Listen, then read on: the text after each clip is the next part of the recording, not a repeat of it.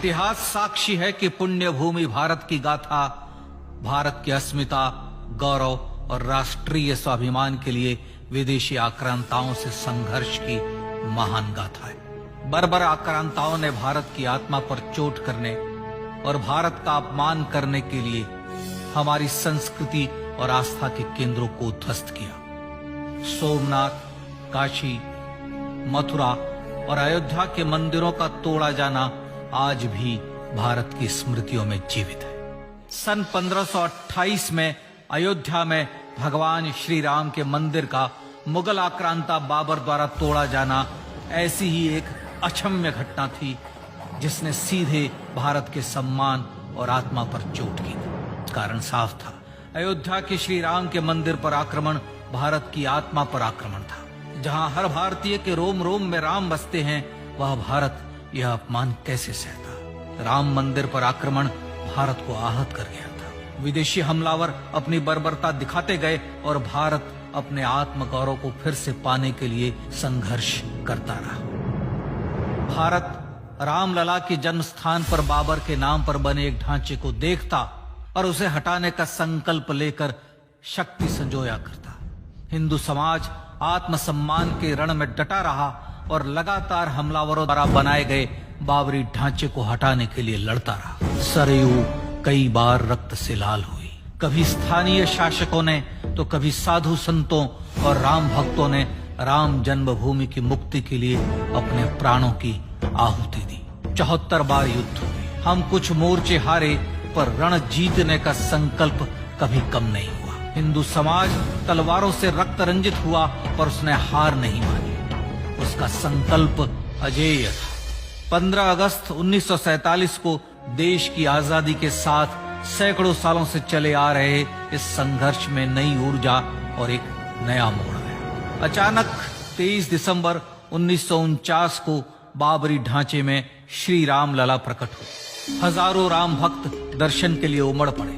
तत्कालीन प्रधानमंत्री पंडित जवाहरलाल नेहरू ने उत्तर प्रदेश सरकार को श्री राम लला को विवादित ढांचे से हटाने का आदेश दिया। उत्तर प्रदेश सरकार ने अयोध्या के कलेक्टर को यह काम दिया और यह निर्देश भी कि जरूरत पड़ने पर वे बल का प्रयोग भी करें। अयोध्या के कलेक्टर ने सरकार को उत्तर दिया कि यह नरसंहार के बिना संभव नहीं है, और फिर भी वह ऐसा चाहती है तो किसी दूसरे कलेक्टर से यह काम करवा ले। परिणाम स्वरूप राम लला की मूर्ति वहीं विराजमान रही। विवादित ढांचे को बंद कर दिया गया।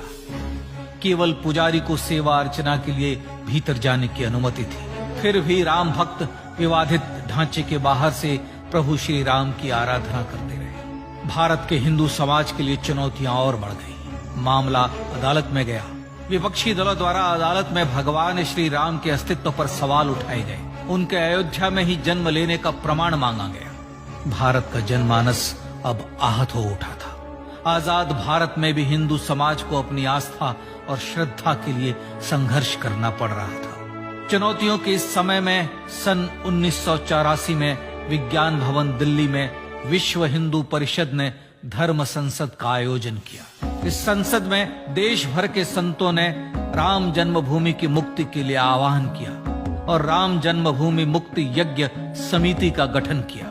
धर्म संसद ने राम जन्मभूमि की मुक्ति और वहां भगवान श्री राम के भव्य मंदिर बनाने के भारत के जनमानस के संकल्प को फिर से दोहराया। विश्व हिंदू परिषद के नेतृत्व में मंदिर निर्माण के लिए पूरे देश में अभूतपूर्व आंदोलन की शुरुआत हुई। श्री राम जन्मस्थली मुक्ति यज्ञ समिति के साथ देश भर में राम जानकी की रथ यात्राएं निकली। राम लीलाओं में राम कथा के माध्यम से भारत का आम जन फिर से जुटा। अब सबके मन में एक ही प्रण था, एक ही लक्ष्य था। अयोध्या में जन्मभूमि पर भगवान श्री राम के भव्य मंदिर का निर्माण। सन 1989 में विश्व हिंदू परिषद द्वारा गांव-गांव से रामशिला पूजन करके अयोध्या भेजी गई। 2,75,000 गांवों से रामशिलाएं अयोध्या पहुंची। भव्य राम मंदिर के शिलान्यास का निर्णय हुआ। पूज्य संत महात्माओं और हिंदू समाज के अन्य प्रमुख नेताओं के निर्णय के अनुसार अनुसूचित जाति के प्रमुख नेता श्री कामेश्वर चौपाल ने 9 नवंबर 1989 को मंदिर निर्माण का पहला पत्थर रखा। राम जन्मभूमि पर मंदिर निर्माण के लक्ष्य की पूर्ति के लिए सन 1990 में सोमनाथ से अयोध्या के लिए श्री लाल कृष्ण आडवाणी ने रथ यात्रा की शुरुआत की। देश में जन भावनाओं का ज्वार उमड़ने लगा। श्री लाल कृष्ण आडवाणी के रथ यात्रा के साथ साथ मंदिर के लिए जन समर्थन बढ़ने लगा और छद्म सेकुलरवाद बेनकाब होने लगा। इस जन आंदोलन को रोकने की तमाम कोशिशें हुई पर सब व्यर्थ हुई। विश्व हिंदू परिषद ने देशवासियों से अयोध्या में जन्मभूमि पर मंदिर निर्माण के लिए 30 अक्टूबर और 1 नवंबर 1990 को कार सेवा का आह्वान किया। परिणाम स्वरूप लाखों राम भक्त कार सेवा के लिए देश के कोने कोने से अयोध्या आए। इससे देश की एकात्मता का विराट दर्शन हुआ। कार सेवकों को रोकने के लिए उत्तर प्रदेश के तत्कालीन मुख्यमंत्री श्री मुलायम सिंह यादव ने अयोध्या में परिंदे को भी पर न मारने देने की घोषणा की। स्थितियां गंभीर हो गई। अयोध्या से 200 किलोमीटर दूर रेलगाड़ियां रोक दी गई। अयोध्या युद्ध भूमि बना दी गई। मार्ग बंद, रेल बंद, चप्पे चप्पे पर पुलिस। अयोध्या सैनिक छावनी में बदल गई। राम नाम पर ऐसी पाबंदी कि अर्थी ले जा रहे लोगों तक को रोका गया, क्योंकि वे राम नाम सत्य कह रहे थे। लेकिन सैकड़ों किलोमीटर की यात्रा कर कार सेवक अयोध्या पहुंचने लगे। राम के गीत गाते, होठों पर हंसी और पांव में छाले लिए राम काज के लिए राम भक्त देश विदेश से अयोध्या पहुंच ही गए।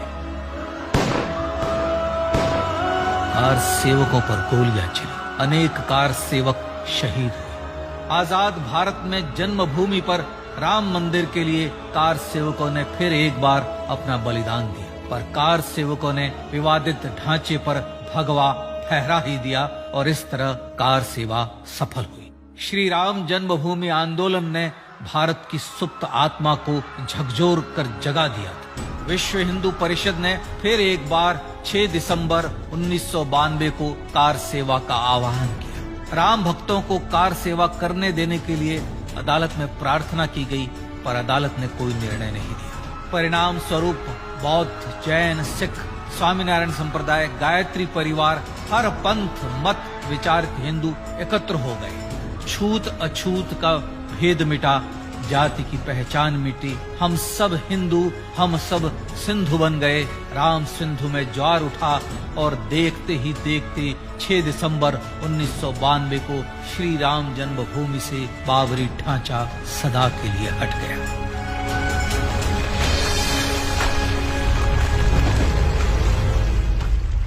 यह क्षण शौर्य, न्याय और सत्यमेव जयते का क्षण था। यह तो धर्मस्ततो जय का क्षण था।